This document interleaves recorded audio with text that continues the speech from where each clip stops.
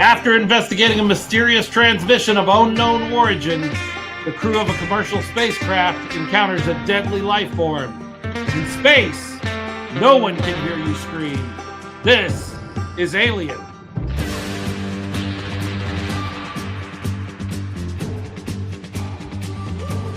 Woo! Welcome in to Holstered Guns, the 8th episode of 10 episodes as we work our way in the off-season of the San Antonio professional football year with movies. I'm your host, one of your hosts, Philip, and I am joined, as always, by my good friend, Leo Yamas. Leo, how you doing? I'm good. I can't believe we're eight episodes into this thing already. I know, it's crazy. 8. And we have a special guest with us tonight. She is only on the show due to nepotism. It works, guys. It works. She is Abigail. She is my daughter. She's my middle daughter. She is in college and she's home from college and has a connection to this movie. I'm aware of her spending some time around this movie and with this movie. So I said, hey, you should do our podcast with us, kind of as a joke. And she said, I'll do it.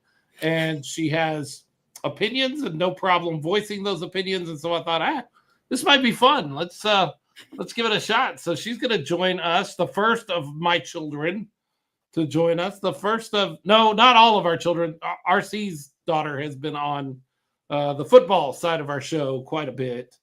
But none of my other girls and none of your kiddos have been on the show yet, have they, Leo? No, not to this point. Maybe someday. I'm excited to have Abigail on, though, because I'm excited to have someone else who's just as eager to disagree with Philip as I am sometimes. Oh, she loves to do that. That won't be a problem. If there's a point where she can disagree with me, she absolutely will. And I'll have to walk over to, she's in the next room, and I can just walk over there and thump her if I need to. But not on camera. That's child abuse of some sort. She's an adult. It's no longer child abuse. It's just assault at this point. So we are here talking about our 8th movie. We have been through some of our favorites, some that we've taken a second look at and been like, I used to really love this movie. It's not what I thought it was at one time. And I'm very interested to see where this movie falls in that sort of range of Shawshank Redemption to, I don't know, Snatch would probably be the one where we looked at it and we were like, okay, it's doing some things, but I don't know that it's what I once thought it was. We are on 1979's Ridley Scott sci-fi horror classic. It is a horror movie. Yes. Alien. I hear people gripe all the time that Alien and Aliens are both action movies. No, Aliens is an action movie. Absolutely. No question. Alien is a horror movie. It is exactly what a horror movie is supposed to be. It is the locked house with the killer inside, picking people off one by one. That's exactly what Alien is. Yep. It's all it's doing, and it's great at it. It does a great job at it. Came out in 1979, directed by Ridley Scott, written by Dan O'Bannon and Ronald Shusett. I'm going to go with Shusett. Starring Sigourney Weaver, Tom Skerritt, Yaphet Kotto, John Hurt, Ian Holm, Veronica Cartwright, Harry Dean Stanton, and Balaji Badejo, who is somebody that most people don't think about, but he makes a very important part of this movie because I don't think this movie has 8 million sequels and comic books and video games if it isn't for what he and H.R. Giger kind of together create in the Xenomorph. I don't think anybody cares past Alien. If that isn't exactly what it is in this 1979 movie. Made on a budget, Leo, of $11 million. And it wasn't even originally intended for that much. No. Yeah. No, he had to go back and ask for more money because he wanted to add on. But they made their money. Fox made their money over and over and over again. $108 million worldwide on this. I read or listened to something the other day that this was one of the first examples of creative Hollywood money issues that led to a lawsuit because Fox, even though it made $108 million worldwide on this movie. They tried to go back to their partners, the production partners that they had and be like, we lost money on that movie. We can't. So they made the movie for $11 million. They made 108, and then they tried to go back to people and stiff them and be like, we didn't make any money. We lost money. Sorry, we can't pay anything. Led to a lawsuit, and that lawsuit led to Aliens. The sequel led to the sequel. So, well, then I guess it's a good thing that lawsuit happened then, right? We at least for that one movie. We'll talk more about sequels here in a little while. I got it on my list of things to talk about. We'd like to go around the room when we have these shows and talk about our first time, our first experience with this movie. I'm going to let our guest go first. I already know part of the story, but I'm gonna let her tell the story. Abby, what is your first contact with Alien? So I got to see it in theaters, which did. Sounds weird because I'm not that old, right? It was a rerun that I had gone with someone to see, and it was probably the best way to first see the movie because I got to sit in the big chair with the surround system. I could hear all those little noises, the beeps and the whirs and all the cool sound effects that they put in, not to mention the, gigantic screen. So I weep for a generation like Abigail. By the way, Abigail, I am not old enough to have seen this in theaters, which I know you're going to make a joke about now, about how old I am. But I'm not even old enough to have seen this in theaters. I was born a year after this movie came out. The only reason we can cover this movie is because Leo is just slightly older than me. I'm old enough to have seen this in the theater, but not to remember anything about it if I had gone. So I did not see this in the theater. No. My first contact with this film is not with this film. It was with a little movie that some of you may have heard of called Spaceballs. Yes. That was my first contact with Alien because they recreate the chestburster scene in Spaceballs. And I'll be really honest, even as a kid, that scene in Spaceballs freaked me out. It was scary. And even with the comedy button of the xenomorph coming out and singing the Michigan rag or whatever, hello, my baby, hello, whatever it is. Still freaked me out as a kid, but that sort of osmosis, cultural osmosis that happens when a movie is so big or a part of a movie is so big that it starts affecting other movies around it. My first contact was really that. Now, I knew everything about this movie. As we've mentioned before, I worked at Blockbuster for years, but I did not sit down and watch this movie beginning to end until about 2 or 3 years ago. I got a projector for my birthday or for Christmas, a little, mini projector, and our bedroom was really, really dark. So one day on my day off, when everybody else was out of the house, I set up the projector, broadcast the screen up to my ceiling so I could lay in my bed and watch movies on the ceiling and turn on Alien with these headphones. I think they were the same ones I'm wearing right now. So I had a surround sound experience and a big screen experience going on all at the same time.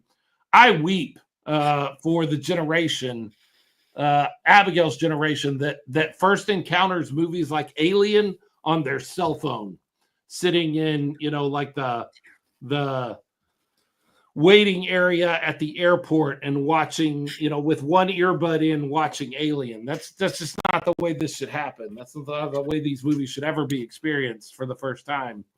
And I know there are people that have had contact with this film for the first time that way, and that's sad. That's just sad. So I got a decent experience, not as good as Abigail's, but I got a decent experience with it. Leo, what about you? What was your first contact with this film? So, like you, I did not see the movie before seeing Spaceballs. I saw Spaceballs first and was baffled by that scene. But it wasn't too long after that I saw Alien for the first time, and it was not on the big screen with the grand surround experience like Abigail describes, which would definitely be the way to watch this movie for the first time.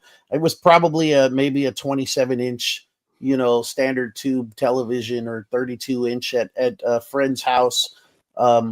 Kids over. So a friend of my mom, actually, and there happened to be lots of kids there, and we were hanging out, and we decided to watch Alien for a good scare.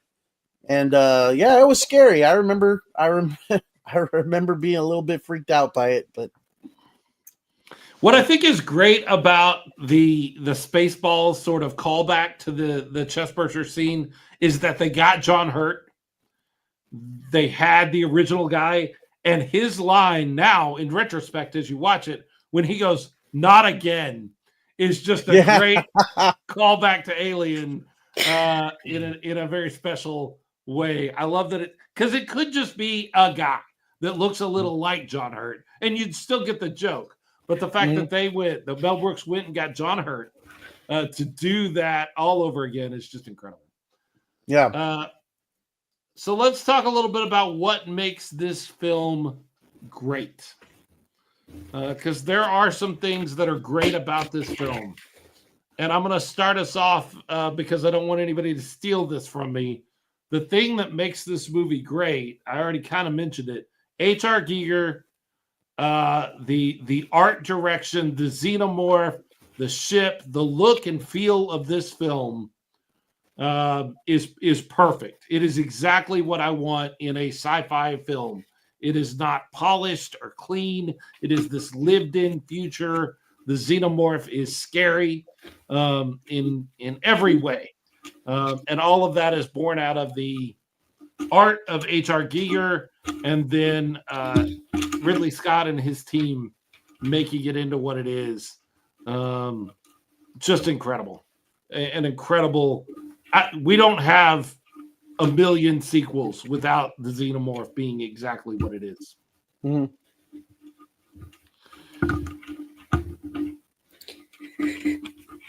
Picking up on something. What's that? I don't know. I was hearing some noise. Okay. I didn't know if you were hearing the same thing. Yeah, I'll chime in. I think what makes Alien special is, to me, and it was described as this by the people making the movie, Jaws in space. Yes. And that's exactly what this is. It's a horror movie in space. It's suspenseful. It was really the first thing of its kind. There had been space movies made before that attempted to shock you or instill fear, but not like this. I think this was kind of like, this started a trend and has been hard to follow because there hasn't been a lot of good sci-fi horror. No, there hasn't been really a whole lot to speak of since then, other than maybe other movies in the franchise that you can actually go and enjoy. But to me, that's what kind of makes it special, because it was like the first time someone did this, and they did it so well that it started something that people try to replicate but haven't been able to duplicate so much. agreed. One of my favorite parts, because I'm a born and bred theater kid, was the practical effects of it, and the fact that 35 years later it still looks fantastic. Mm-hmm. It still looks like, specifically, I think when you see the xenomorph up close, maybe for the first time, and he's got that water dripping down and the lighting, it all looks really cool. So something I read about that, you mentioned the water. Water in this film is almost never water. It is KY jelly, which is gross, but it catches the light better than water. So he wanted to use that instead. The practical effects are great. And what I love about it is, even in the moments in 2024 where you're watching it and the seams show a little bit, you can, like Ash with his head off when it's clearly a dummy, and then they like hold it down to the table, and then it's Ian Holm, and then they let go of it. It's clearly a dummy again. Like, that doesn't even bother me. I'm like, yeah, I see the xenomorph when he gets Dallas and he reaches out and it's got like the web fingers. It's kind of cheesy looking. Don't care. Don't care. Even in the moments where the practical effects made me fail a little bit, I'm okay with it. Because they did such a great job creating this world, this lived-in sort of world, and the art direction is just spectacular. Yeah, I think I read that Ridley Scott did a lot of the camera work himself. Yes. And he was the guy calling the shots when it came to a lot of stuff on the set and the lighting and exactly how he wanted things done. And he was very, very careful about making things like the alien creature, like the face hugger, like all those things, the eggs.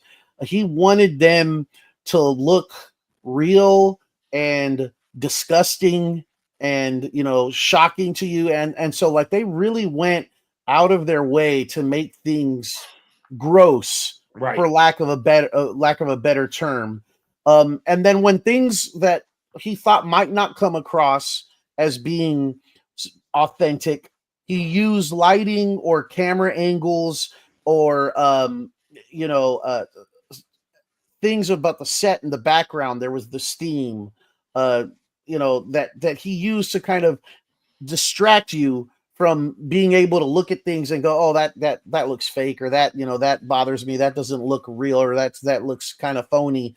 And then also, as part of it, the alien creature itself, and I think that includes not just the alien, the xenomorph, but also the facehugger, total screen time of something like 4 minutes. Right. Like there's not a lot of screen time of it, and that's intentional. And he used all the buildup to when you see that as kind of to get you in that zone of anticipation, suspense. And then when you kind of see it, finally it jumps out at you, you're shocked.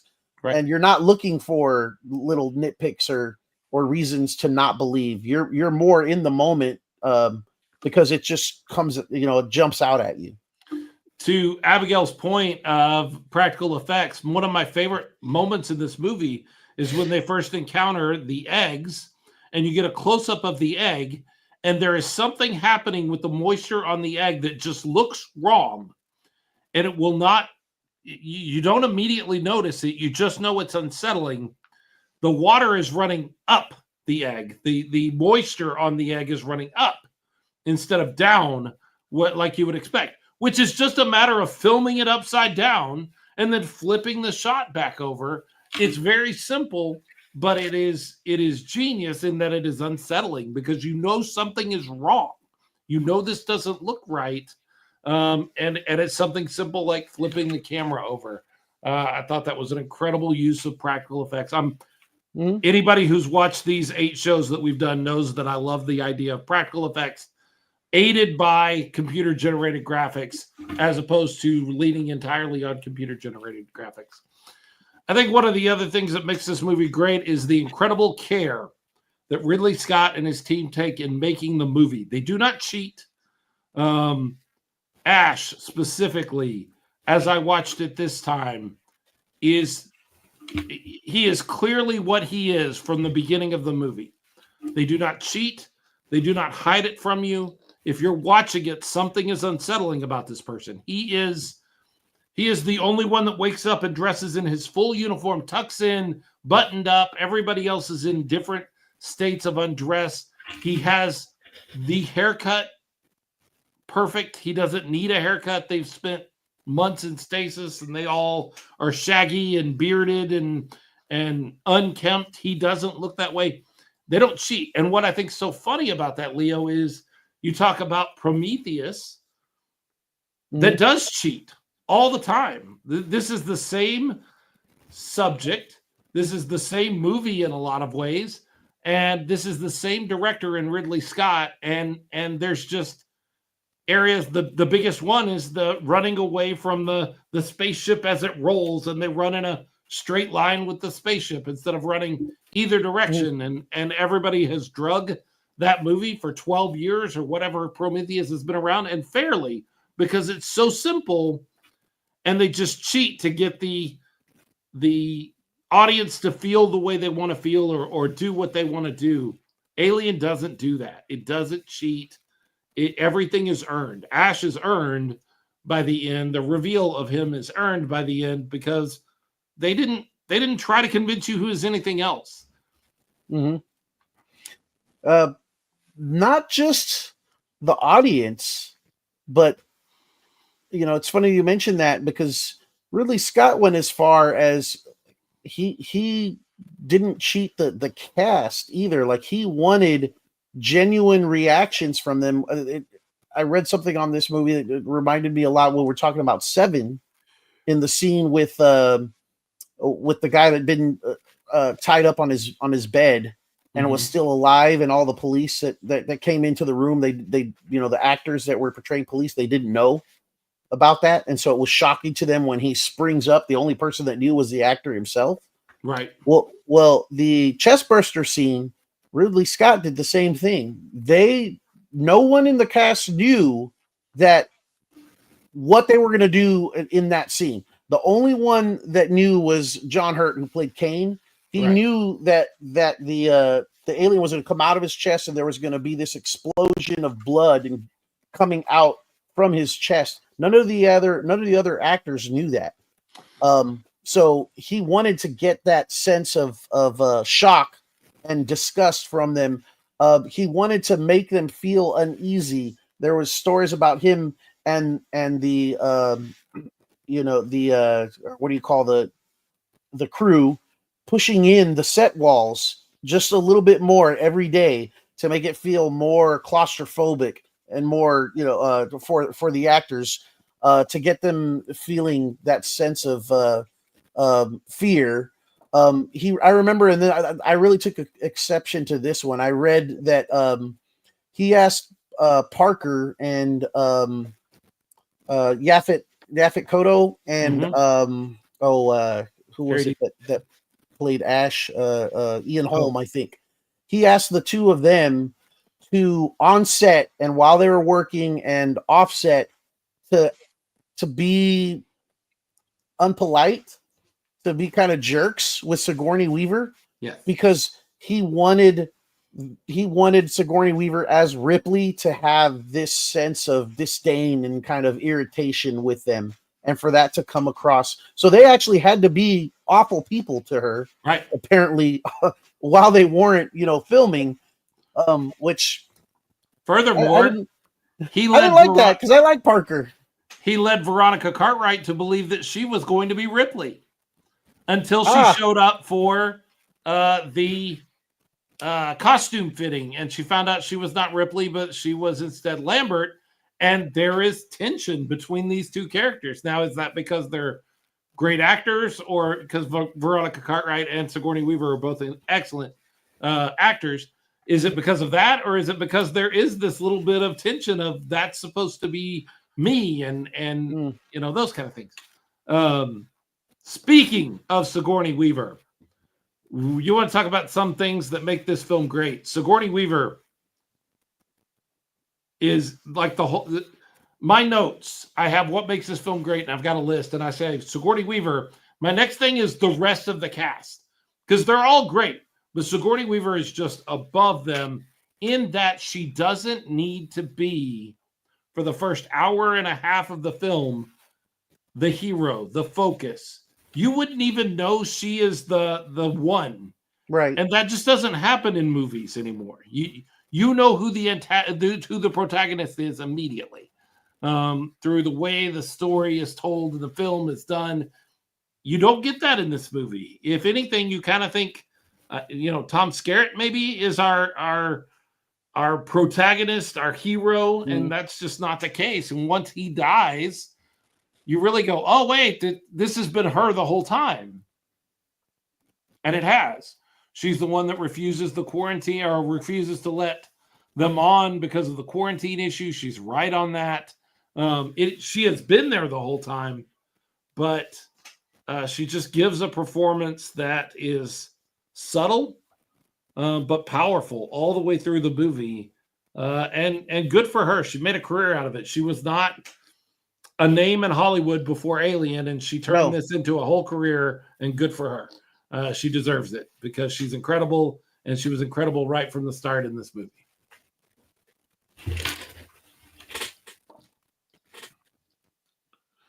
I agree. And then there's the rest of the cast. The rest of the cast, who are also incredible. Tom Skerritt, Yaphet Kotto.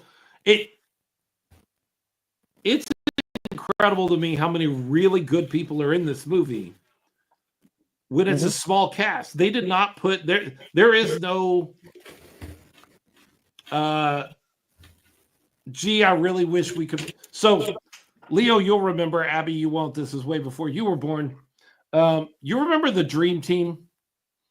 Yes. The very first NBA level Dream Team of USA basketball. Michael Jordan, Magic Johnson, Larry Bird, Clyde Drexler. In the midst of all that is Christian Laettner. Yeah. Senior in college. Yeah, the only non-professional. Like I want to even newer than that, but still on the basketball sort of thing, is the group of athletes that they steal the powers from in Space Jam.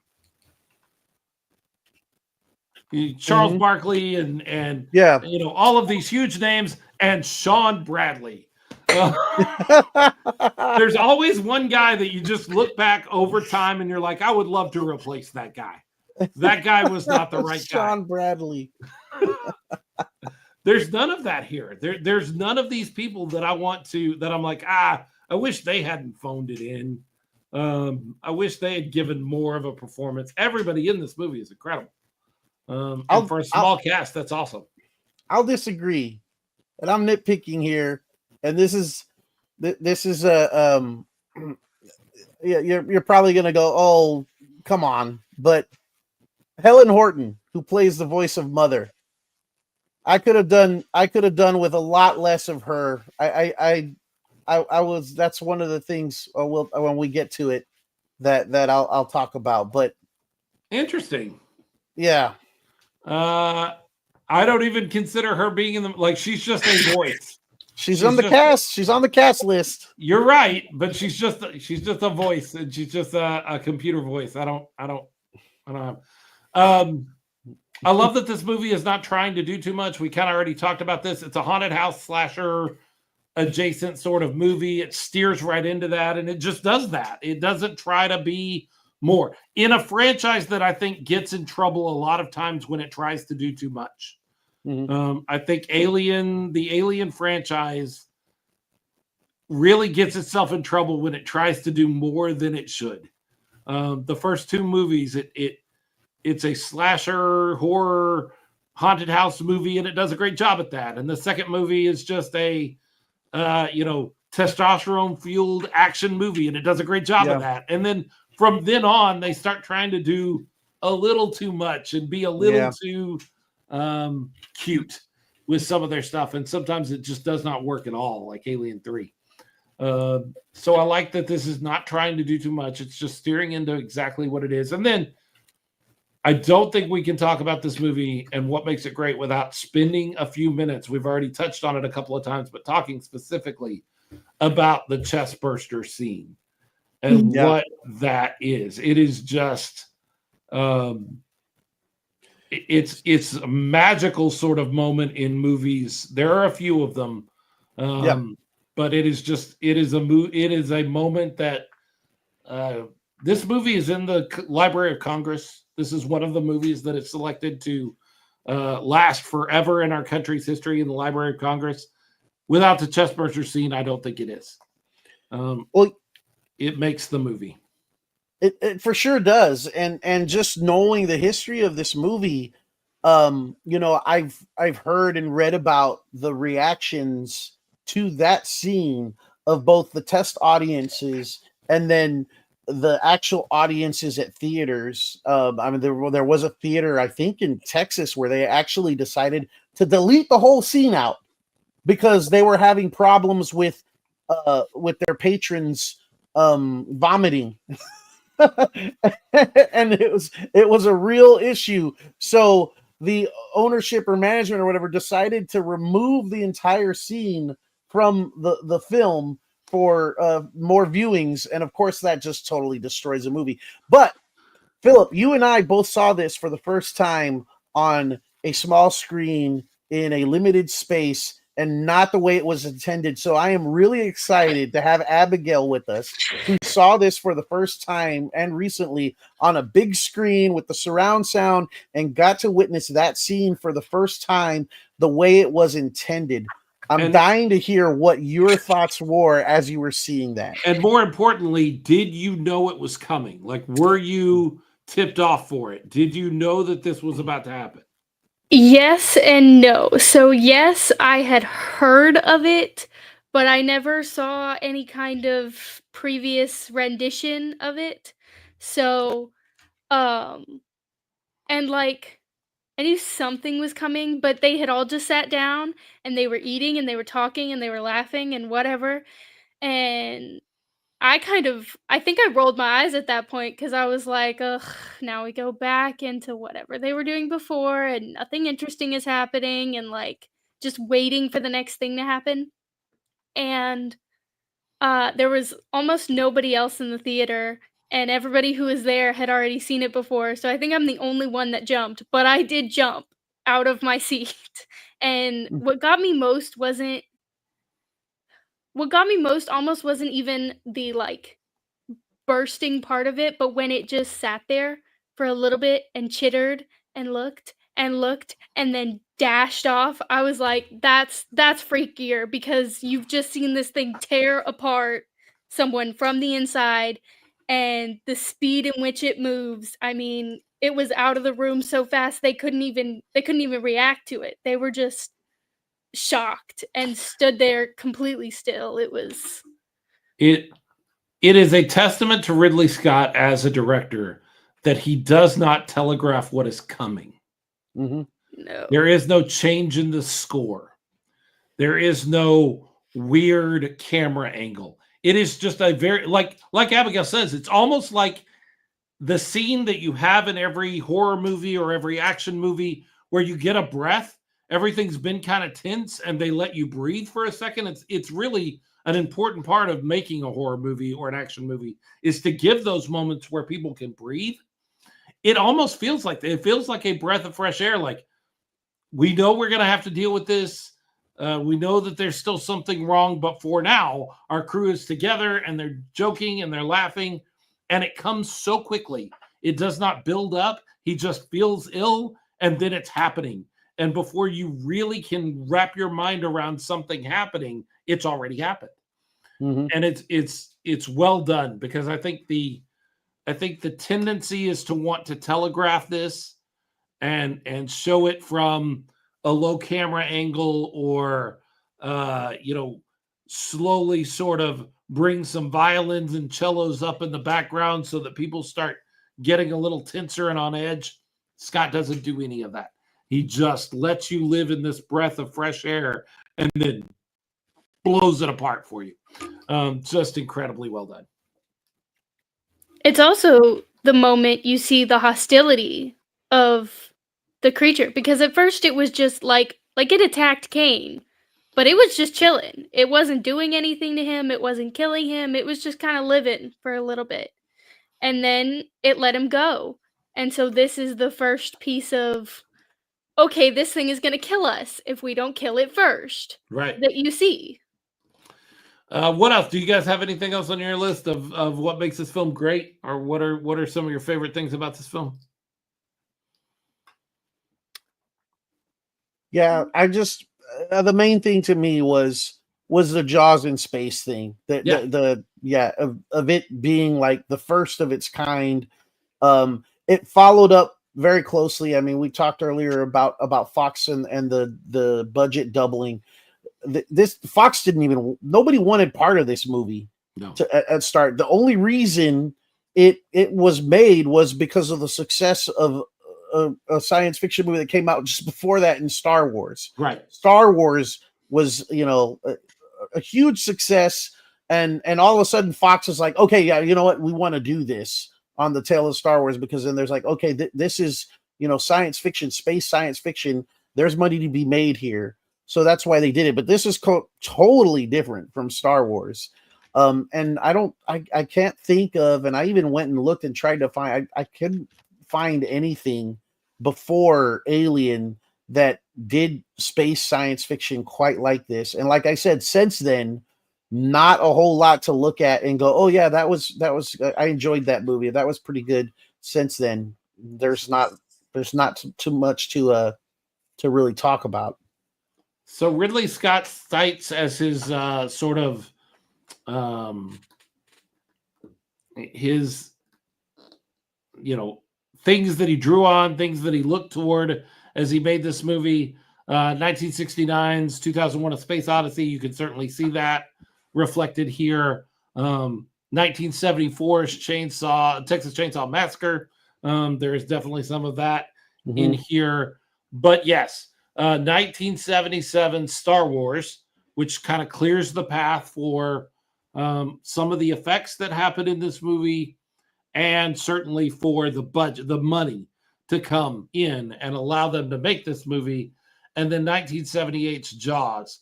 All you can see all of those things just kind of forced into this movie and making something really good. I don't mind that he borrows from the aesthetic of 2001: A Space Odyssey. I don't mind that he takes some of the tone from Jaws. I think that's great.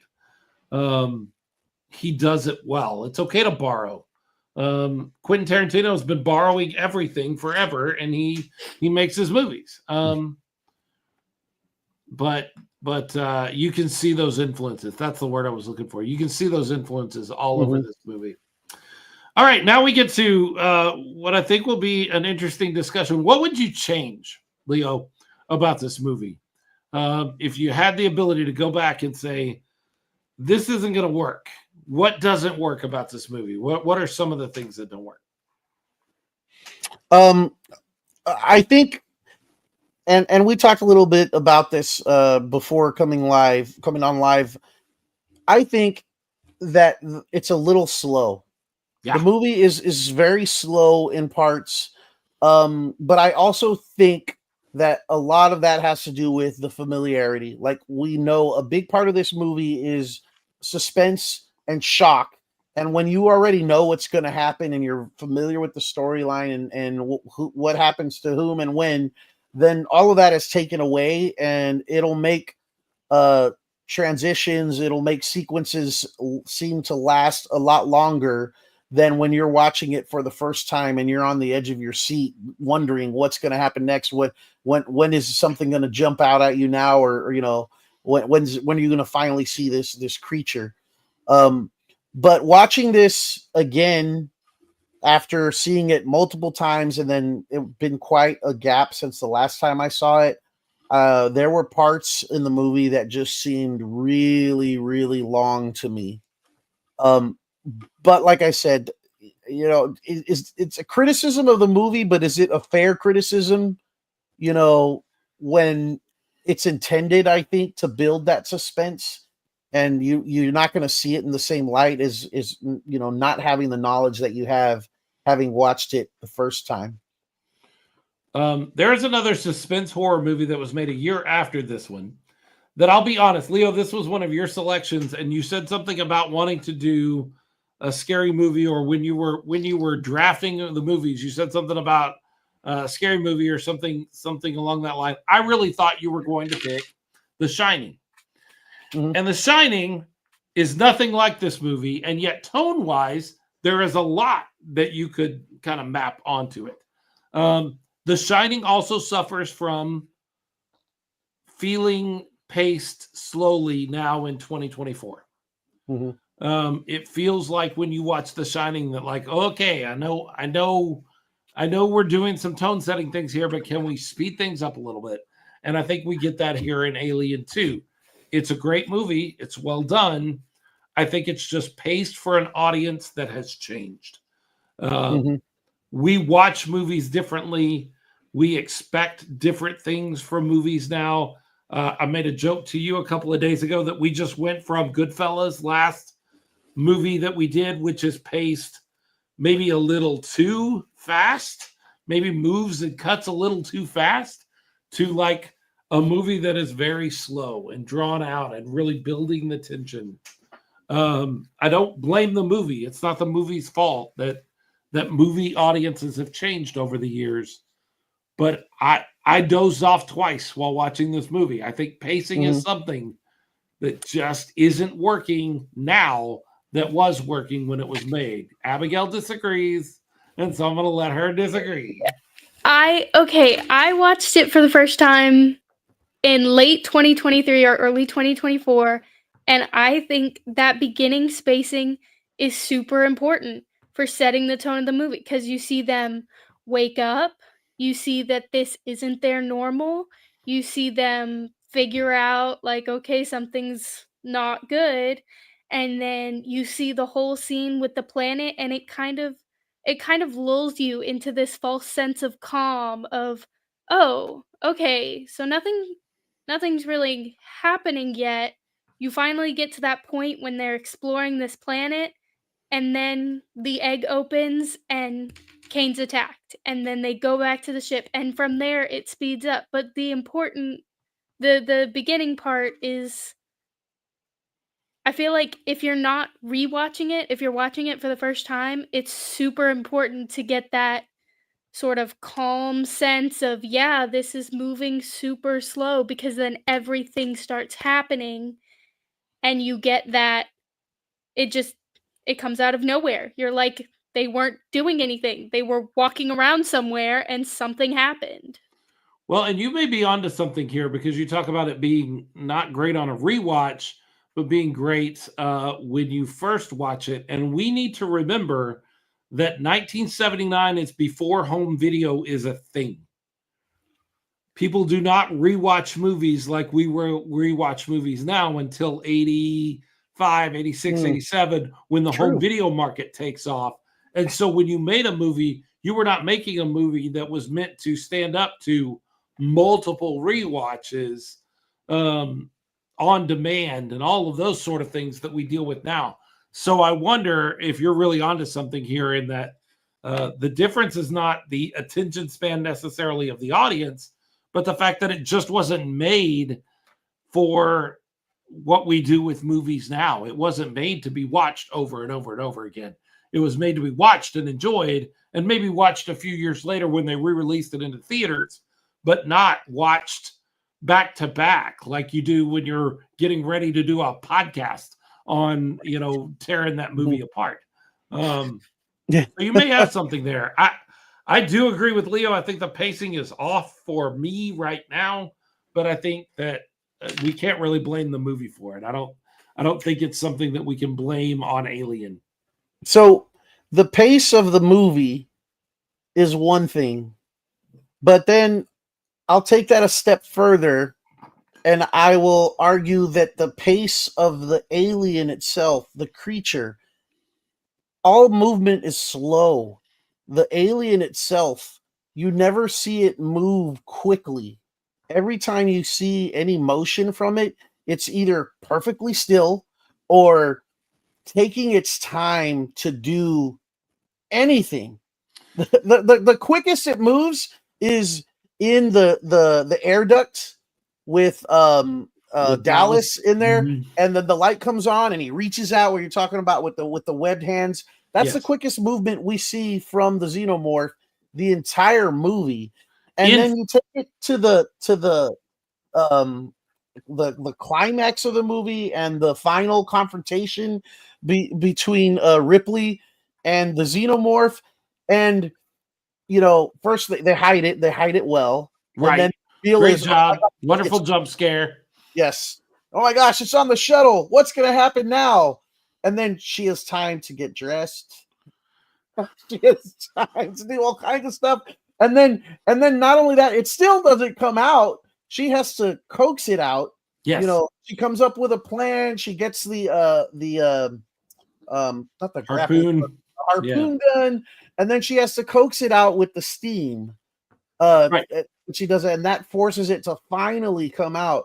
And that whole sequence right there really kind of dragged on for me, almost in a comical way, having seen this again, for the 5th, 6th time after many years, and looking at it in a way that I hadn't really looked at it before. And I was like, why is it taking so long? Why is it just sitting in there? Right. We are told that it is this perfect organism, this perfect killing machine, and then it just like jump scares her. And then it just stays there while she like goes and gets dressed and gets ready. It kind of stays in its little, I don't know if it's trying to hibernate. Maybe we needed maybe we were missing something and it needed to hibernate or recuperate some amount of energy or something. I don't know. But you're right. It stood out to me this time that I was like, as soon as it jumps out at her, I'm like, you dead. You should be dead. If this thing is a perfect killing organism, you should be dead now. And you're not dead now. And in fact, you're able to, stop down and come up with a plan and all of the things that you just said. You're right. You're absolutely right. After watching it, I found an article and I read an explanation to it from Ridley Scott himself.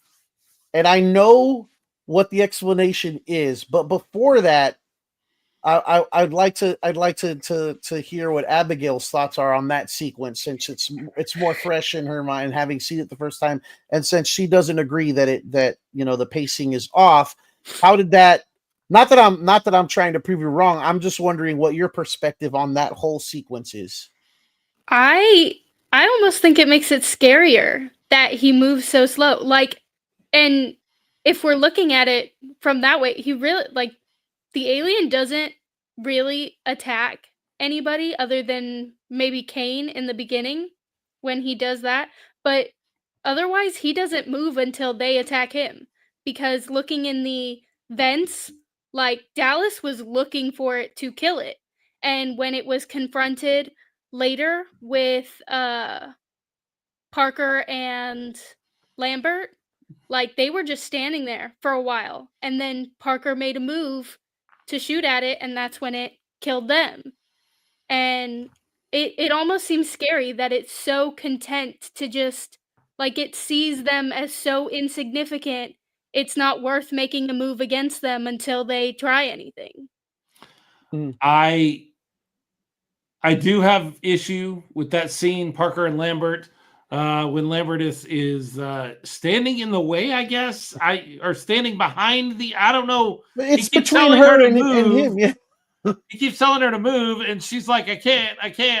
And I'm like, why can't you? Like, this is the easiest thing in the world. Like, move out of the way. Or, Parker, go ahead and shoot through her if you have to. It's either her or both of you. Like, yeah.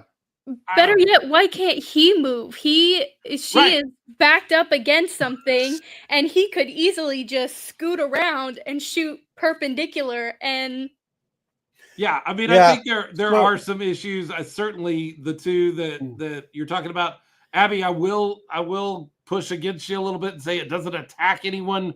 Harry Dean Stanton, Brett would like a word, because he's just hanging out. He's looking for the cat. He's just kind of walking around, and all of a sudden, from behind him, it drops down and gets him. He's enjoying the drops of condensation, as you do, under the nasty condensation water of the spaceship. It's the closest thing to rain he's ever gonna get. Yes, fair point. I guess. So on that whole scene with Parker and Lambert, I think he's saying move because he feels. I had the same questions you guys do and wondered the same thing, and what my brain deduced was he wants her to move because he knows he can't shoot the alien or attack the alien or do anything and do damage to it where the blood would splatter on her and kill her. So he needs her out of the way. She needs her clear before he can attempt to do anything. And she just can't move because she's frozen in fear. Right. And he's like, get out of the way, because he feels he can't attack or do something to it with her in such proximity to it. And she's just like, I can't. She's frozen in fear and she can't move. So finally he decides to do something. And then, I said earlier that we didn't see the alien move quickly except for the hands coming out. I think I'm thinking about this. I was wrong. This is the quickest we see with the tail swipe. And he swipes Parker and then turns around and grabs him. The,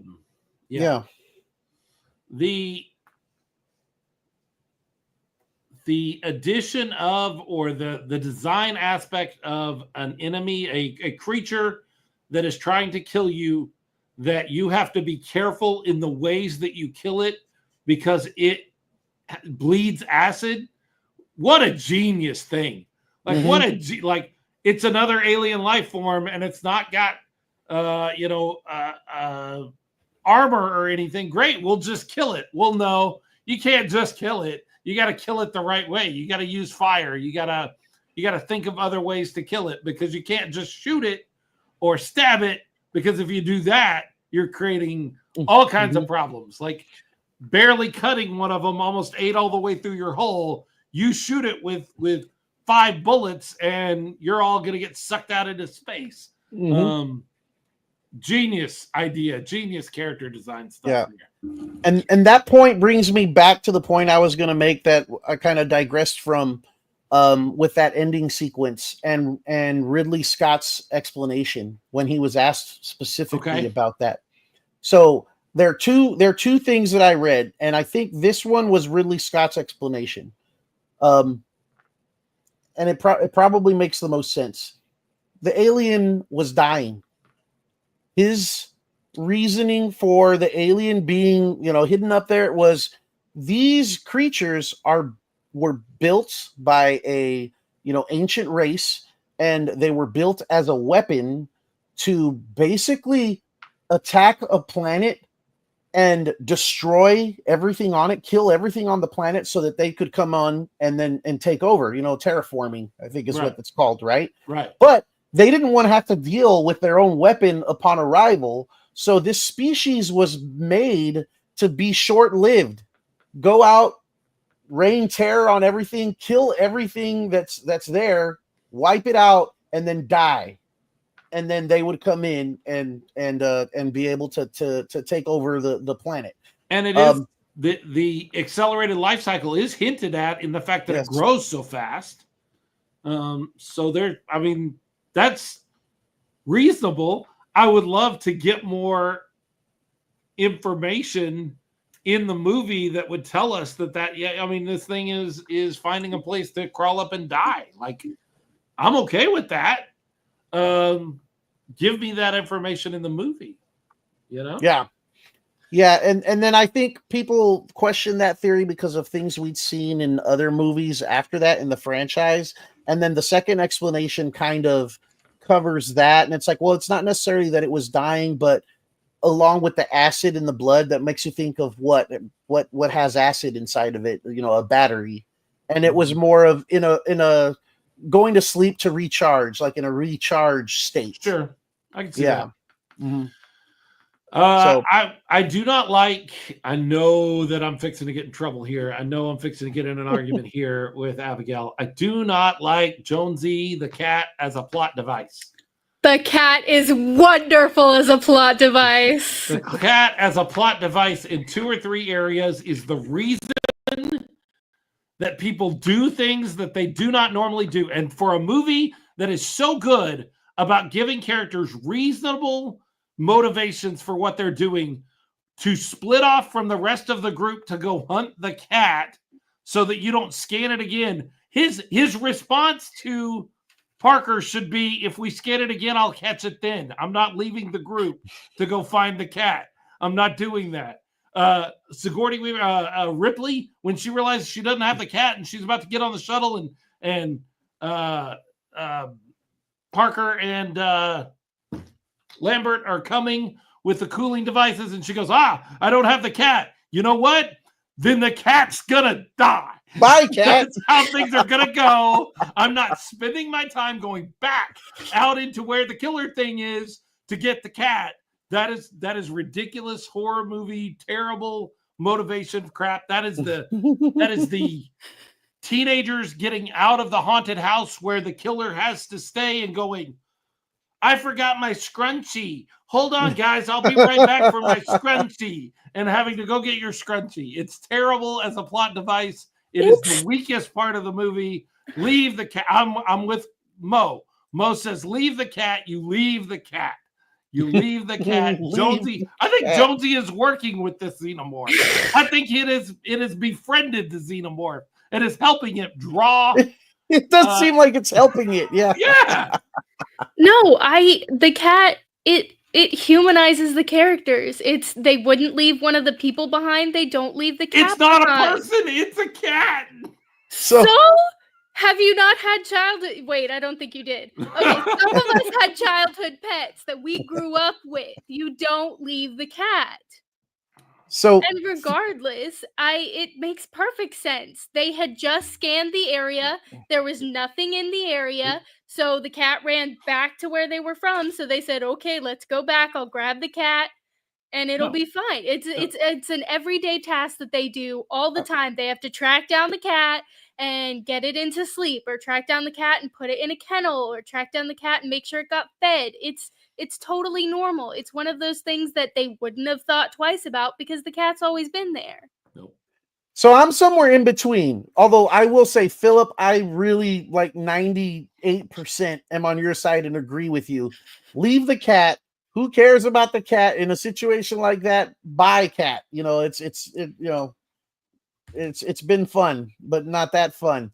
And then my point with Abigail, or I would agree with you, Abigail. And in fact, Ridley Scott was asked that question about the cat, and he related it to his dogs. He said, "I would go back for my dogs." But you and your dogs have a relationship a lot of times, and I'm a cat person. I'm not saying this because I don't like cats. I do like cats. I like dogs and I like cats. But we don't see any relationship between that cat. Nothing is built up between that cat and anyone in the cast. That cat is awful to everyone. All he does is hiss and swipe and scratch and run away. And then, I mean, he's not loving. We don't see any kind of loving, caring relationship in the movie with the cat and anybody in the cast. So it's almost like the cat is just happens to be on the ship. Furthermore, how did a cat get approved for this journey? That's extra food. You have to figure out what you're doing with the litter. You have to do all of the things that you have to do with the pet. You're telling me that the heartless corporation that sends these people into this situation once they find out the alien is nearby and says crew expendable started this whole thing and goes, they need some companionship. Let's send them with a cat. How did the cat even get there? Who said they knew about a cat? I'm convinced the cat's a stowaway. I see what you're saying about not seeing any relationship between the cat and the crew, but at the same time, they said that they've gone on previous journeys because they mention it when they say Ash is a first-time person, and this may sound callous, but I have sisters. Sometimes I don't like my sisters. You still go back for the sister. You have to. It's one of those things where in an emergency situation, human beings, your siblings, a cat. These are not on the same level. Yeah, they are though. They are not. The crew. The cat is part of the crew. They are established. It's one cat. of them. They took the time and energy to feed that cat, to house that cat, to scoop the cat's litter, and you're telling me that they don't think that cat is worthy enough to be saved from the bloodthirsty, crazy alien that is killing everything? It's not killing the cat. The cat's doing just fine. Leave the cat. Yeah. I mean, Mo says, I grew up with cats. They handle their own. I'm out. You're on your own, Jonesy. You take care of yourself now. Well, the fact that the plan is to blow up the ship, maybe I could see that's an unfair thing to leave the cat behind because there's no fending for itself when you're blowing up the ship. The cat doesn't stand a chance. If you're just abandoning, the cat in a location where it could fend for itself and maybe survive, long term. So I could see the guilt of not going back for the cat, but I think there should have been more to kind of develop a relationships where we understand it more to go back and risk your life for the cat when the cat's been nothing but awful to everybody on the movie up to that point. What the cat is in this movie is done so much better in the second movie with the little girl. Now I'm down with all of the things because they're the same thing. That they operate in the same sort of storytelling area of something for Ripley to watch over. And that's expressed more in the second movie with her daughter that she has lost and all of those things. I just don't buy it with a cat. Like if you threw a little girl on the ship and she had to go find the little girl, yeah, that all makes sense. But it's a cat. It's a cat. And it's a cat that, like you mentioned, you don't seem to have a very good relationship with. So leave the cat and close the shuttle doors and get out of there. Cat as plot device is not a weak part of this film. The other thing that I would change about this is all of the sequels. I get that we have to turn everything into IP and we have to make a million movies and books and comic books and video games and all of those things out of it. And some of the sequels are good. Aliens is a great movie in its own right. Some of the other sequels and some of the other property that come out of this IP is good. But on a whole, some of it's not, like badly not good. And they just, which is not something, Leo, that is exclusive to the Alien Xenomorph franchise. There are tons of franchises out there that make their money off of one or two good movies, and the sequels and the movies and the television shows, and the comic books and the books and the stuff comes out and it's not very good, but we still buy it because it's part of this universe and we love this universe. Star Wars, I'm looking at you. 2 good movies, 2.5. Return of the Jedi is okay. Past that, has there been anything that's really been worth our fandom since the original trilogy of Star Wars? And Alien kind of suffers from that as well, I feel like. Well, I know because I'm a geek and I collect lots of things, including comics. I know that Alien is a huge IP when it comes to comic books and graphic novels, and a lot of that stuff is really, really good. So there's been things that aren't films that have come off of that. One of my favorite movies with the Xenomorphs, I have to say, and most people that I talk to agree, but don't openly say it. Alien versus Predator, the first one. I think that was a fantastic movie. When they took those two properties, those two IPs, and combined them, and I thought they did a great job of it. So I'll have to disagree with it. I won't disagree with it that there's a lot of bad stuff, but I think the good outweighs the bad as a whole when you take into account all the other stuff that came from it. Anything else y'all would change? Abby, I know you have something you would change. I do. I dislike, at the end scene where she's in the shuttle and she's getting ready to go into stasis. I dislike her costuming there because it feels wrong. Like it's male gaze. It's like nobody, I just don't think that that's something that someone in that situation would just do. I mean, she just watched her whole crew get slaughtered, and like I would be curling up. I'd be cuddling with the cat. I'd be putting a couple of extra layers on for the weird feeling of protection that cuddling up under blankets like gets, and she doesn't do any of that, and it just gets to this kind of like creepy, she's half naked trying to figure out how to get this alien out at that point.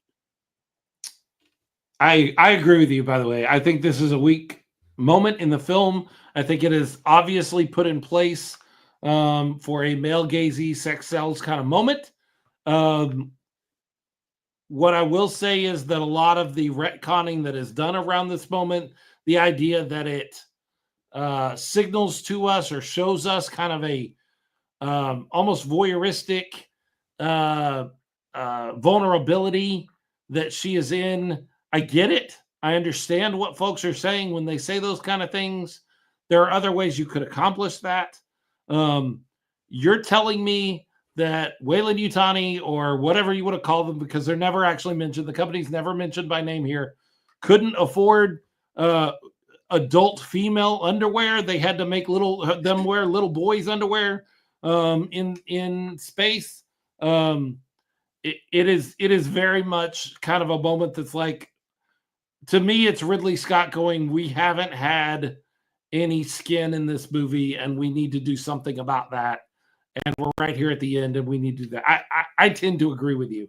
I know there are things that folks can say, no, there's a reason for it. I understand that you may think that and you may feel that way. You're wrong. There are other ways to accomplish this. The only thing, and I mentioned this to you before we started, is there may be a practical component of her having to be stripped down to get into the spacesuit. I don't know that the overalls, the coveralls into the spacesuit works as well as her being stripped down.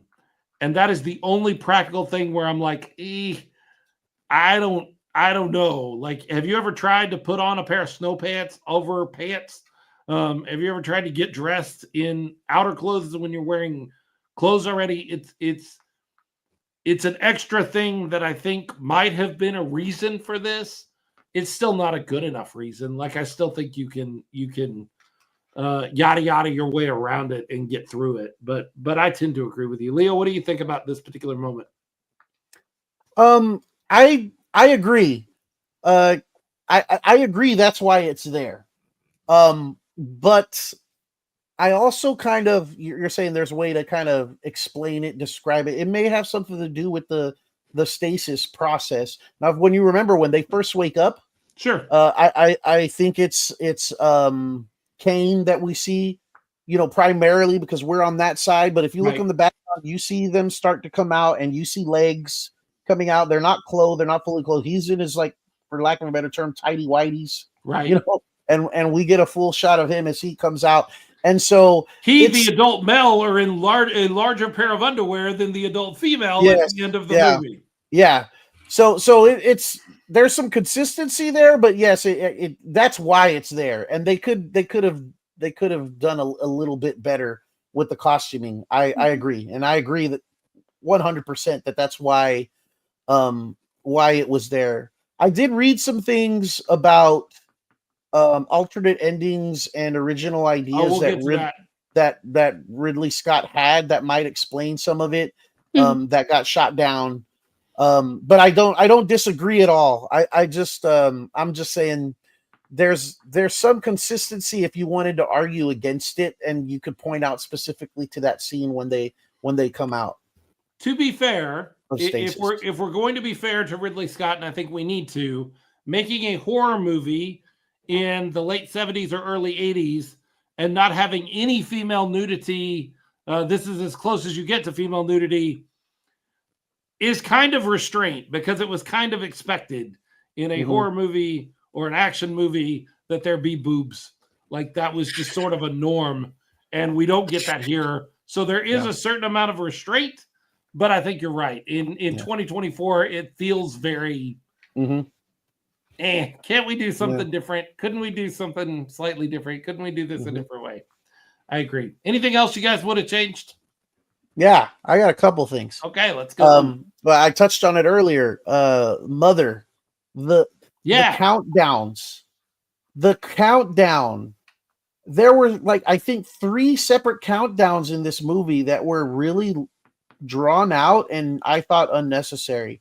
There was the countdown when the shuttle was leaving the ship and to go land onto the planet. There was a countdown when they were landing on the planet, and then there was a countdown on the self-destruct sequence, which seemed to just go on and on and on, and I didn't need to hear her count all the way, 19, 18, 15, 14, like all the way, and then at every 10, she would say the word seconds. I noticed that. So it was 20 seconds, 19, 18, and 10 seconds, 9, 8. I get the building of suspense, and is she going to get there in time to to deactivate the self-destruct after she realizes, that she's got to go back and all that other stuff.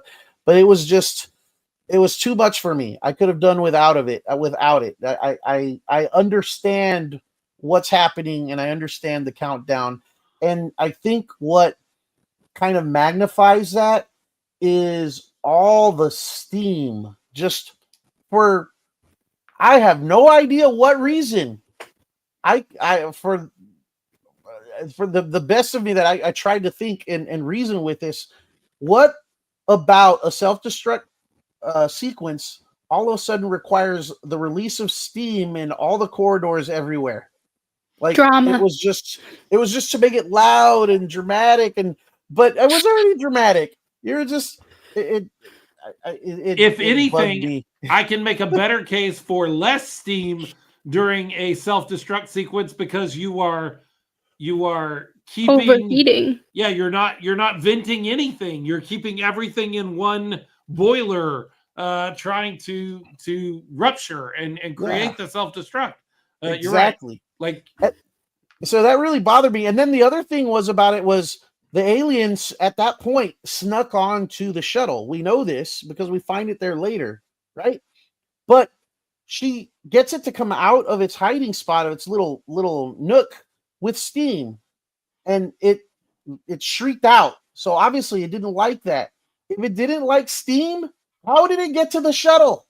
It would have gone the other direction. It would have gone away from the steam.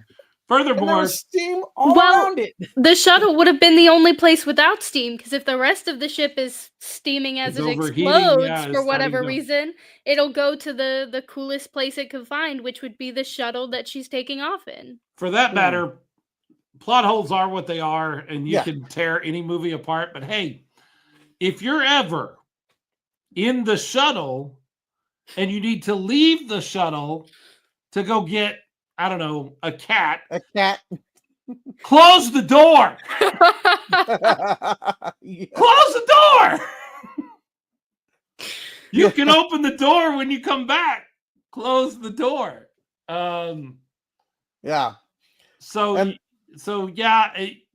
Remember, we're talking Hollywood. Hollywood loves a ticking clock. It is, like, how will people know that there is drama if I don't show them a ticking clock?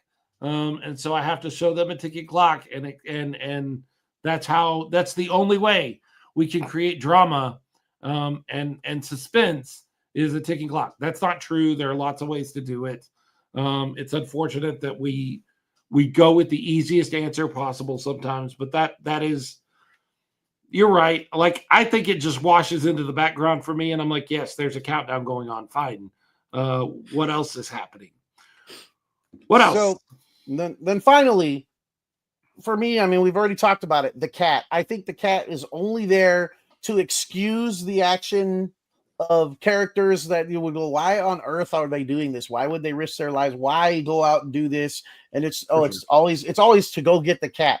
But conspiracy theory, I'm sure it's not true. It's in my head because it would have been exposed by now. Here we are, many decades later. But something that from the first time I saw it, because I've always been a cat person, I like dogs too, but I've always had a cat. I'm very familiar with the Purina cat food logo, which is the 4 red squares, and that logo is on all the doors. And I noticed it the very first time I saw the movie. I was like, why is there a Purina logo on all the doors? And like, oh, one of the characters is a cat. Maybe there's some kind of deal there, some kind of monetization of, hey, we're going to put your logo in this movie. We're going to have this cat character, and they can actually use it for some sort of advertisement. I don't know, but it's just something that I caught, and I always thought was interesting. So not necessarily something I could do without. It's the cat that I could do without, but what a coincidence that the Purina logo is scattered throughout the movie as well. I don't even know if Purina is around anymore. I'm not sure, but it makes me think. I just watched this movie the other day. You remember Scrooged, the Bill Murray, Christmas Carol movie, Scrooged? His boss tells him at one point that he needs to be programming for cats because cats watch TV and it's a whole audience that they need to be programming for. Maybe that guy made Alien. Maybe that is the guy that made Alien, and he's like, we have to have a cat character so that cats have somebody to identify with when they watch the movie. It's diversity. Anything else we would change? Be quiet, mother. How it could have been different. Some things that might have been different. The big one is that Sigourney Weaver was not the first choice. It came down to Sigourney Weaver and Meryl Streep. Now, what I think is really funny about this, Abigail, you were in theater in high school and in college. Sigourney Weaver and Meryl Streep went to college together. They were in the drama department at Harvard together, which means somewhere out there is a third girl that was in the drama department in the early 70s at Harvard and is like, I sure hope I get the role in this next play. I sure hope they don't give it to Meryl or Sigourney again. Yikes. Like, I can't imagine having to deal with that drama department where you're just hoping you can get a part. Meryl Streep was the first choice to play Ripley. She, however, was in mourning. Her partner, John Cazale, Fredo from the Godfather movies, had passed away, and she was in mourning and was not really up for taking the job. So they went with Sigourney Weaver instead. Meryl Streep would have been great. Like, Meryl Streep is great. Like, Meryl Streep would have been awesome. I'm glad we got Sigourney Weaver. Meryl Streep made her name doing other things. I'm glad we got Sigourney Weaver and she was able to make her name doing things as well. Dallas originally approached to play Dallas a guy named Harrison Ford, who turned it down because he did not want to be the space guy. He had just made Star Wars. He was going to have to make other Star Wars, and he did not want to be caught up in that. Mo says she would not have been great. Meryl Streep would not have been great. Yeah, she would. Meryl Streep, man. I kind of agree. Nah, she would have been great. She's Meryl Streep. Meryl Streep is amazing. Is it odd that Harrison Ford could have been in this movie? I am glad Harrison Ford is not in this movie.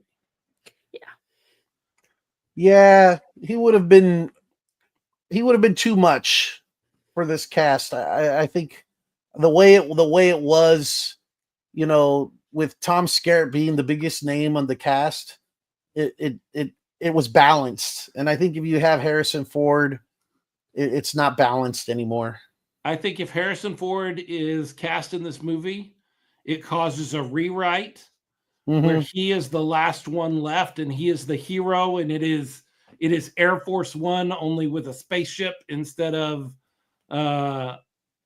which, by the way, I heard somebody the other day as I was researching this and listening to a podcast or something, call Alien Die Hard only flipped. It's from the Xenomorph's perspective. Like, he's just hanging out and these people come into his home and come into his place and he's just protecting himself. Very much like John McClane. He's crawling around in the air ducts going, these guys are trying to get me. Come out to the coast. We'll have some laughs. So Harrison Ford, I think it causes this movie. This movie ends up being a different movie because you've got Harrison Ford, and kill Harrison Ford, and you bank on that movie. And yeah, you're not going to kill Harrison Ford halfway through the movie. No, not halfway. I think that. If Harrison Ford is Dallas, I think he dies at the end. He's the last person to die. He dies saving Ripley's life. And Ripley's the lone survivor, but only because Harrison Ford Dallas sacrifices himself to save her. That's what the rewrite goes like. Harrison Ford Dallas doesn't die in an air duct looking at a device going, which way do I go? Where is it coming from? That Harrison Ford doesn't die like that. Which, by the way, Lambert, I know we're being really harsh on you, but can you give some sort of better directions to Dallas? Left, right, up, down, anything. He's coming up on you. Yeah, from where? Which way do I go? I don't know. Come on, Lambert. Help a brother out, man. Terrible. Yeah. So Harrison Ford. What other? Did you get any other casting sort of what ifs, Leo, as you were looking? Those were the big ones. Those were the big ones. The only other one I saw was, and I can't think of his name right now, the guy who plays Chewbacca in Star Wars, dressed in the suit. Yeah, Peter Mayhew. Thank you. Was originally the guy that was going to play the alien. And that didn't work out. I can't remember what the reason was. And so Balaji Badejo becomes one of the few examples of how just hanging out at a bar can sometimes be really, really beneficial to you. Yeah. I mean, someday I hope I'm just hanging out at a bar and somebody walks up to me and says, "You look fat and slow and, not that great looking. You're perfect. You're perfect. You're exactly what we're looking for." Yes.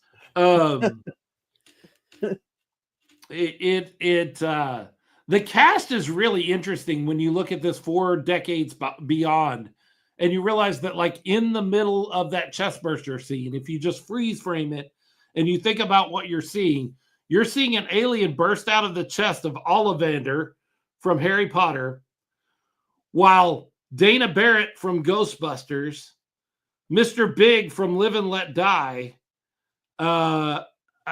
Bilbo from Lord of the Rings are all standing there looking on. Like, when you think about what this group, Veronica Cartwright from Body Snatchers, Invasion of the Body Snatchers, the 70s remake, like, all of these folks are standing around watching an alien burst out of the chest of Ollivander from Harry Potter. Like, it's kind of funny how some of this, this world. In fact, somebody needs to commission an artist to do a painting where John Hurt is laying on the table as Ollivander, while Mr. Big and Dana Barrett in the red dress and Bilbo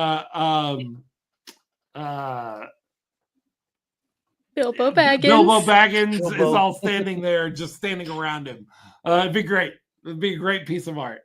Somebody create that. Some AI, get on that. That's how it works, right?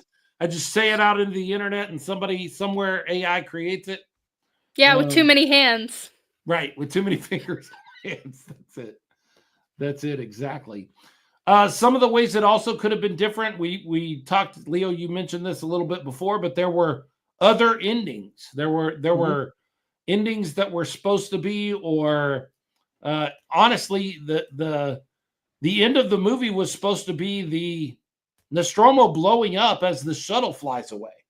The entire final act, that fourth act, was not in the script. They had finished making the movie, and Ridley Scott went in and said, "Hey, I need more money to finish my movie." And they looked at the books and they were like, "You're already over budget, and we want to go ahead and get this thing put away." And he talked them into giving them enough money to complete that final act of the movie. But even then, go ahead.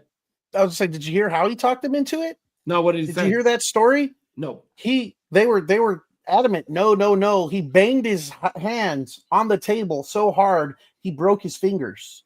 His fingers went sideways, and he grabbed a glass of water.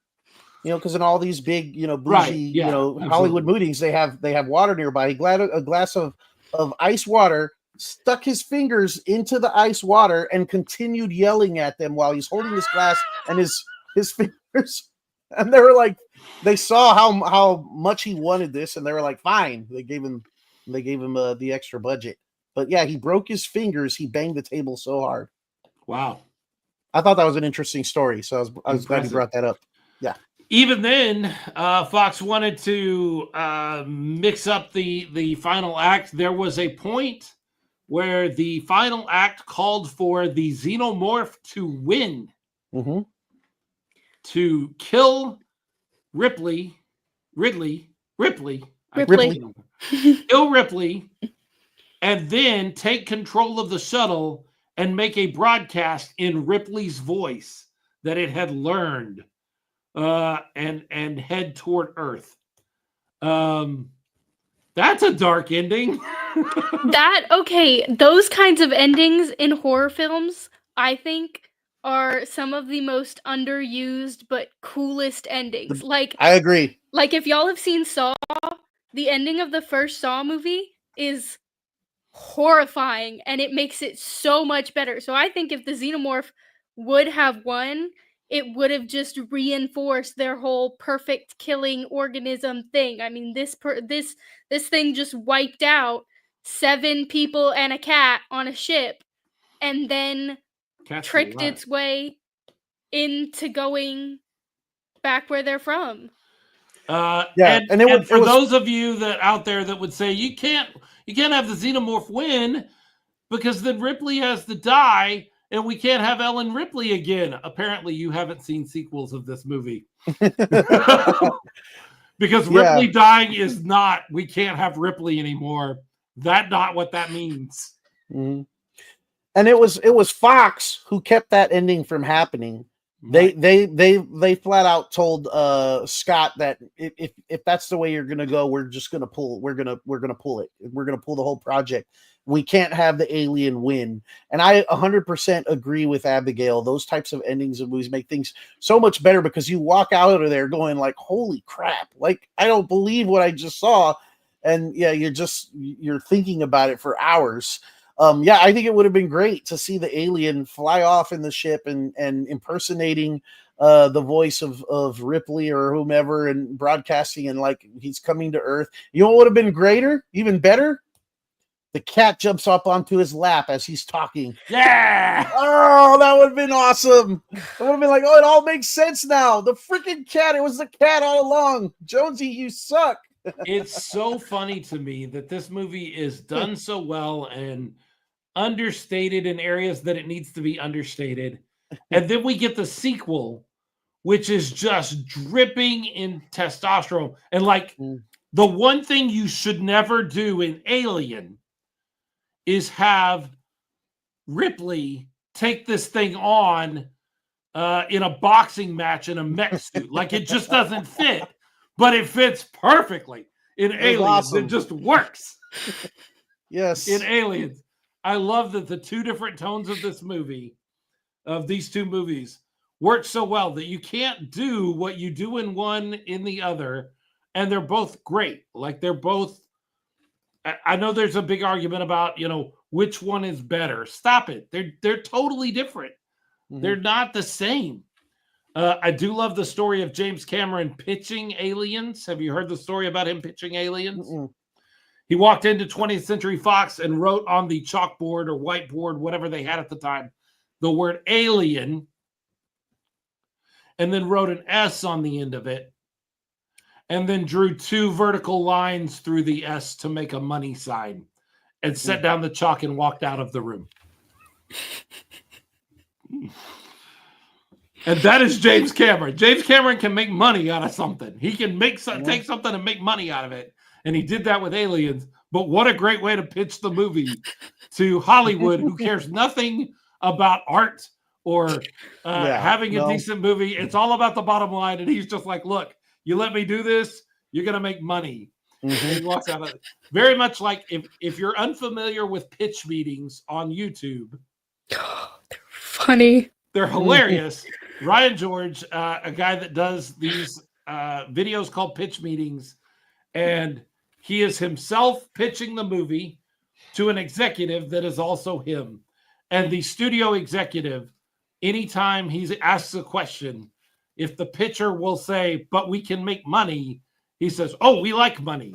And that's the answer. That's all the answer needs to be. And that is a Hollywood executive. That's a great way to think of them. So what a great way to pitch the movie Alien. What else could have been different about this movie? Didn't you? I figured you were going to mention it and you didn't. But you said something about they talked about doing a romantic Yeah. storyline between Ripley and Dallas, which Yep. actually you kind of see in the movie. Like you can see where they put it in because there's a point. Okay, the face hugger is off of Kane and they go and they search through the room and Yep. it falls on Ripley and she stumbles back and you just see Dallas come out of nowhere into the shot and like collapse on top of her and he's all like I'll Protecting her. Yeah. protect you. And Yeah. it's like if you hear that, you see how ridiculous it looks because it looks really overblown. But like when you hear that, it makes sense as to what they were going for. But I'm glad Yeah. it's not here. And the reason I'm glad it's not here is because it adds a whole extra layer to the quarantine argument that I don't need. It entangles that argument, which is a great moment. Leo brought up earlier that it's almost a moral dilemma. Like, what do we Yeah. do in this particular situation? And Ripley is right. Mm-hmm. But if her and Dallas are romantically involved, or there's a possibility of that, it adds this whole other layer that just complicates it even further, and I don't need it. I don't need it. so, not that they know this in the moment, but when you get to watching the movie, you realize that even in the quarantine period, it still, I don't think, would have been necessary. Because, I mean, the facehugger is on him for at least 24 hours. So, even if they had waited that 24 hours, he probably would have come in just the same, which, again, they didn't know. But I think it's, I don't know, almost funny or ironic that, like, still would have happened. It still would have been there. Because after 24 hours, nothing's happened. Do they go into another 24-hour period? Or do they just accept it and let him in? It's almost better if they have a quarantine area and they like quarantine him off, and then the facehugger falls off and dies, and they bring him back in. Like it almost it plays out like you to your point, very Yeah. similar than the way it does. It really doesn't change much. I do love that Ripley is right, unequivocally right. Oh, yeah. In the way that she does things. I also love that it is Ash that lets them in. Oh, He yeah. disregards the order from Ripley, and he is the one that opens the door and lets them in because he has a completely different set of orders and parameters of what's important. His job is to make sure they collect a specimen and bring it back, and the crew is expendable. And under that set of parameters, who cares if they're quarantined or not? I don't care about these people. We just open the door and bring them back. Mm-hmm. Bring them back in. Well, and it adds to his whole unsettling sort of feel, especially when she comes back later and talks to him about it, and he's almost like kind of in his excuses, he's not really giving her a strict reason as to why he did it. He's just like, oh, it's the right thing. It's what we should have done. And, The shot of her sitting at the keyboard in the communications room, Mother, and she's getting him, and she just read Crew Expendable, Mhm. and then you get a side shot of her, And he's and there. his face moves into frame. Mhm. Like, if you weren't creeped out by Ash yet, you get creeped out by him there, and we're not far off from finding out everything we need to find out about Ash, but just his appearance there, just great movie making, great job. The fridge, there's a lot of talk nowadays in horror movies about the fridge, or some people call it the medicine cabinet jump scare, where you've got a mirror on a medicine cabinet, you open it up, there's nothing there, they're looking in the mirror, they open it up, they close it, and there's something there. Or you open the fridge, there's nothing behind there, you open the fridge, you close the fridge, and bam, there's something there, jump scary. Those are cheap. This is so well crafted. I don't feel like it's a cheap jump scare at all. I don't feel like any of the jump scares in this movie are jump scares can work well. They're not all cheap. There are cheap jump scares. I feel like these are earned and good solid jump scares in this movie. Anything else that might have been different? You're right. The romantic subplot between them that I think was even filmed and cut. And by the way, don't let anybody ever tell you that the director's cut of this movie is the director's cut. Ridley Scott is on record saying he likes the theatrical version better than the director's cut. So banish that thought that that's Ridley Scott doing the movie the way he wants to do it. There's several different versions of this movie that are out there. Where does this film rank for you guys in the pantheon of movies? Is it in your top 10? Is it in your top 5? Is it just a genre thing? Where does this rank for y'all? Leo? For me, it's more of a genre thing. It ranks highly on space horror. Overall, it's probably in the 20s somewhere. I can't put it in top 10 or even top 20. It's probably top 30. So I'd say, somewhere in the 20 to 30 range in there. Genre wise, it's if not it's near the top, but overall, yeah. Abigail, how about you?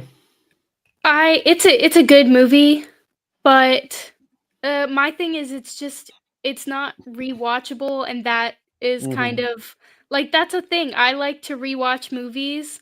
I do, and so looking at it from that perspective, it wouldn't be very high at all, but it's still a great movie. It's just not something I can rewatch with any amount of frequency and be excited about. Right. I agree. I think it's good. I think it's maybe even a great movie, although I think it rides that line of like good and great. I think it does some great things, but I think it also has some areas that are missing. It's high on my, if I were to make a top 10 horror list, it would be high on that list. But it's a genre thing. It's certainly not going to break into my top 10, maybe not even my top 20. You might be sitting somewhere around the 40 to 50 range. If I were to actually make a good sizable, like 100 movie list, it would probably make that list and be somewhere near the middle, but I don't think it would be in a number that would surprise anyone. I don't dislike it. Right. I would definitely put it higher than Snatch. If we're talking about the 8 movies we've covered up to this point, I think disagree above Snatch. But I think that's where it would sit. I think the rest of what we've covered would probably be above it, with Snatch being the only one that would be below it. Yeah, I have it below. This is the lowest ranked movie for me so far. But then again, I have certain personal ties with the movie Snatch, so I understand that. Now, something you mentioned earlier, and I'm kicking myself as we were talking about it, and you said it, and I was like, how did we leave that off the list? Like, give me any movie that we've done to this point, except for maybe Shawshank, and maybe Jurassic Park. I'm not sure, but how did we not get Spaceballs on our first 10? I don't know. How did we not get Spaceballs on that list? Solid movie, really good movie. Yes, I think we tend to discount spoof movies, and Spaceballs definitely falls into that sort of Mel Brooks spoof movie. I think we discount them as not great cinema, and that's just not true. Because one of the great things about a great spoof movie, not a bad one. I'm not talking about like date movie or epic movie or some of that stuff that came out there for a while. Not another teen movie, that kind of stuff. But really great spoof movies. Robin Hood Men in Tights, Spaceballs, Naked Gun is a great spoof of like the detective sort of noir thing. Great spoof movies love what they're spoofing. Yes. And they really are. They're not making fun of it. It's almost an homage to what they're spoofing, and that's what makes a really great spoof movie. Scary movie. And for that matter, Scream can kind of fit in that sort of area of it's self-aware of horror movies in a way and does kind of spoof sort of those things. But yeah, Mo is on board. Spaceballs Comb the Desert. Man, we ain't found. Just a great movie. And Mel Brooks, just spectacular. Until we meet again, in Spaceballs 2, The Quest for More Money. Just great stuff. A great movie. You're right. It should be. I don't think it's even on our list, which is crazy. It wasn't. It wasn't even on our list to select from. So that's big fail on both of our parts. Yeah. In fact, we have not really done a comedy movie, just a movie that fully fits into the comedy genre. But we're going to fix that when we get together after the new year. We're going to fix that. We have a true comedy movie coming up for the first time. It took us 9 slots to get there. And this movie is not in my, I don't know that it would be in my top 100 movies. It might be just a bit outside of my top 10 movies or top 100 movies. But it's good. It's a melding of things that we had to cover on this show. Right. Being who we are and what we are, we needed a comedy. We needed some of the other things that this movie does. And so we selected this one. Maybe not one of the 10 best movies that we've... this one will definitely come in below Snatch for me. I think Snatch is better than the movie we're covering. But it's good. I'm underselling it by a lot. It's really a great movie with a lot of great performances. What are your thoughts on the upcoming movie, Leo, that you can share? I mean, I've seen how you've danced around some things, so I don't want to say too much. But it's it is very funny. There's memorable parts. It's quotable, which we've had some other quotable movies. Quotable, yeah. And there's some definitely quotable. There's some big names in it. That weren't quite as big at the time, and it is related to a lot of what we do. So it is a classic movie, which is an underdog movie, and everybody loves an underdog movie. Right. Yeah, it absolutely is. It's a wild thing that it would be considered a classic movie.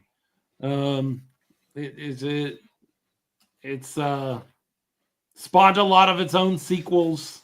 Not very good sequels. And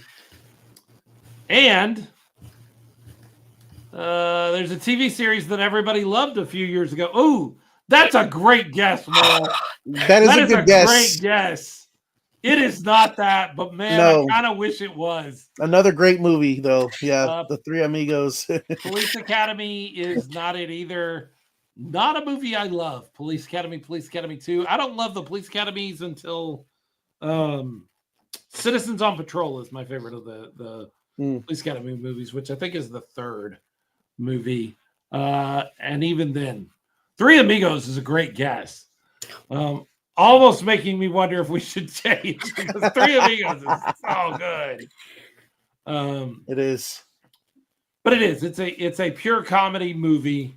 And it also does some other things that we need it to do. I've given you a couple of really good hints. If you've been listening very carefully, I've given you a couple of really, really good hints here in the last few minutes that you will go, when you listen to this, because I know that you people listen over and over and over again. I know that you love this show, based on the numbers. Well, I already said it's a underdog movie, so that tells you that there's competition in it. It is, yeah. There's some competition in it. It is a classic movie, which is wild. Just a wild. If Alien is a Christmas movie, as you said in the last we didn't episode, even talk about this. In the sense of the little guy doesn't matter. It's the bottom line that matters, and you know how it benefits the upper tier. You know, the little guys don't count. This falls right into that as well. Yeah, So you're it's right. a Christmas movie. No. Our Not second consecutive Christmas movie. However, let me make the case for this being a Christmas movie, since we're turning everything into a Christmas movie. Okay, it's Die Hard, guys. It's Die Hard. We gave it away. Die Hard's not a Christmas movie. I will go to the mattresses on this. Die Hard is not a Christmas movie. No, if Die Hard is a Christmas movie, then Alien is a Christmas movie. It's a little harder to get there, but you're telling me a corporation that is willing to send their frontline employees into danger so that they can maybe make some money is not all about like Walmart right now after Black Friday until Christmas? You kidding me? It's even a W. Weyland-Yutani and Walmart. They're right there together.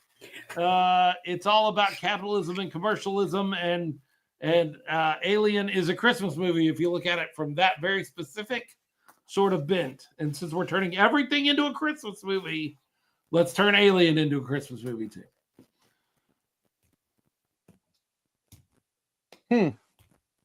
Okay. Die Hard is not a Christmas movie. That's my I disagree. point. People watch it at Christmas. See, the viewership of the movie skyrockets every holiday season for a reason. That doesn't make it a Christmas movie. But the arguments for Die Hard not being a Christmas movie, if you look at it, takes out a bunch of other Christmas movies as well. So if you're claiming Die Hard isn't one, neither is Home Alone. Thank you, Abigail. Are you kidding? Home Alone is a Christmas movie, and here's why. Y'all want me to do this? I can do this all day. Home Alone, there is an appeal to the spirit of Christmas to bring his family back, which is granted. That's a Christmas movie. There is no appeal to the spirit of Christmas by John McClane. Every one of the sequels in Home Alone happens at Christmas. Because it was so popular that it's a Christmas movie. It just happened at Christmas. It could have been summer vacation. It could have been Easter holidays. Was released for Christmas. Because it was turned into... Christmas has nothing to do with the base plot line, which is kid gets left at home, dudes try to break into kid's house, kid usurps dudes trying to break into house. Those things have nothing to do with Christmas. That is the whole plot of the movie. Nothing to do with Christmas. The fact that it's set in Christmas gives them devices to work with around the holiday. He visits Santa Claus to ask for his family back. He could have just as easily visited a plain old church. He did visit the church. He visited the church first, which gave him that whole thing to do. But Santa didn't really do anything. There wasn't a twinkle in his eye. There wasn't a little wink. There wasn't the umbrella popping up at the end. There was none of that. He asked some dirty old Santa to grant his wish, and he had nothing to do with it. What month, Leo, because Abby won't know, what month was Home Alone released in? Oh. Off the top of my head, I don't know the answer to that. I'm sorry. November. Okay. Well, that's Thanksgiving, so it's a Thanksgiving movie. Boom. It's a Christmas movie. It's a Thanksgiving movie. What month was the all-powerful Christmas movie of all time, Die Hard, released in? Let's see. December. Are you looking it up, Leo? I'm looking it up. I'm seeing what I can find here. Oh, July. Boom! July. Christmas in July. Christmas in July. You don't release a Christmas movie in July. Nobody does that. If it's a Christmas movie, you release it in November or December. You do not release a Christmas movie in July. And you release it in July in 1988 because VHS is already out and you want people to rent it and have it available for the Christmas season 6 months later after the release. If you release it in December, the only the people are that spend time going out to the movies over the Christmas holidays get to see it. And most people are with their families and not going out to movies. But 6 months later, you get to watch it with everyone on VHS for the holiday season. Nope. Yes. Not a perfect. Christmas movie. Boom. Die Hard is not a Christmas movie. So clearly not a Christmas. Like, if you want to watch it at Christmas time, go for it. I'm down. Like, watch whatever you want to watch. I'm not here to tell anybody not to do something. You do you. I don't want to step on any. If it's your tradition of your family, that's great. Watch it. Like, I got no issue with that. But stop calling it it's not a Christmas movie. It is set at Christmas time, which is Lethal Weapon. It's Christmas time. There go Christmas movie. Christmas movie. Another good Christmas movie, Lethal Weapon. Thank you, Philip. If you're watching Die Hard or Lethal Weapon in May in your house and somebody walks in, they won't ask you, why are you watching this right now? If you're watching Home Alone in May, somebody's going to walk in and go, what are you doing? If you're watching Santa Claus in October, that's too close. If you're watching Santa Claus in March, people are going to come in and go, what are you doing? What are you watching? Nobody's going to feel that way about Lethal Weapon or Die Hard. They're not Christmas. Like, watch them around Christmas if you want to. That's fine. Stop calling it a Christmas movie. It's not a Christmas movie. And Bruce Willis agrees with me. Bruce Willis said Die Hard is not a Christmas movie. It's a G.D. Bruce Willis movie. That's what it is. It's not a Christmas movie. Oh, that's a great answer.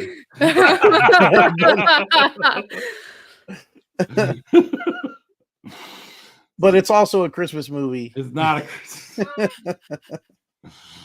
I tell you what, you don't get any weird look when your family sits down for a family movie night in August next year.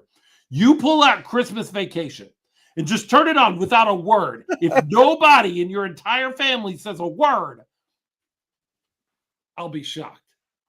But you could do that with Die Hard because it's not a Christmas movie.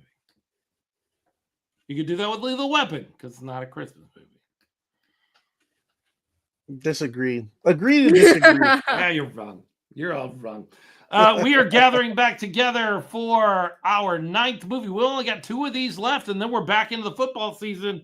And I'm getting excited about talking some football. Some things are happening. To talk about. Although one of the things not happening yet is a schedule from the UFL. What is taking so long? Why do we not have a schedule yet? That is crazy. Yeah, I just already feel like the Brahmas fan schedule is not going to be great. It's not going to be great for us as Brahmas fans. I know that they're supposed to release it soon, end of this month. UFL is holding up high school graduation dates. I could see that because there are maybe not high schools, but colleges maybe that use the Alamo Dome or the surrounding areas. I can certainly see that causing some issues. Yeah. We come back together on January 7th, where we will spend some time with a major movie, just a major movie. A movie. A major movie. It's a major movie.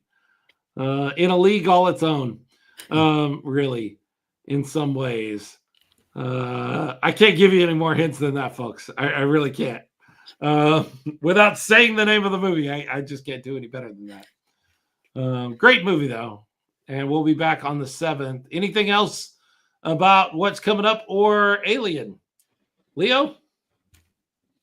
No, I think we've pretty much covered it. One thing that we didn't mention that I thought was really cool was that the lasers they used was from the Who's music set that they were practicing next door, and they used that for the egg room for that blue haze. So I've read some. I thought that was cool. I've read some stories that's true. I've read some other stories that is not true. It is definitely a story that's out there, but I could not verify that was. But it's too cool to say to be a buzzkill on it. So let's just call it true. It's true. They called the Who over during a break while they were rehearsing, showed them some of the sets of the movies, and ended up borrowing their laser lights for the show to make that blue like layer mist on top of the mist. That was very cool. Kind of a cool sort of moment. Anything else about Alien? All right. Well, with all that being said, life's like a movie. Write your own ending. Keep believing. Keep pretending. We'll see you after the first of the year. We'll be back on the 7th as we dive into number 9 in our movies. We'll see you then. Bye, everybody. Bye, guys.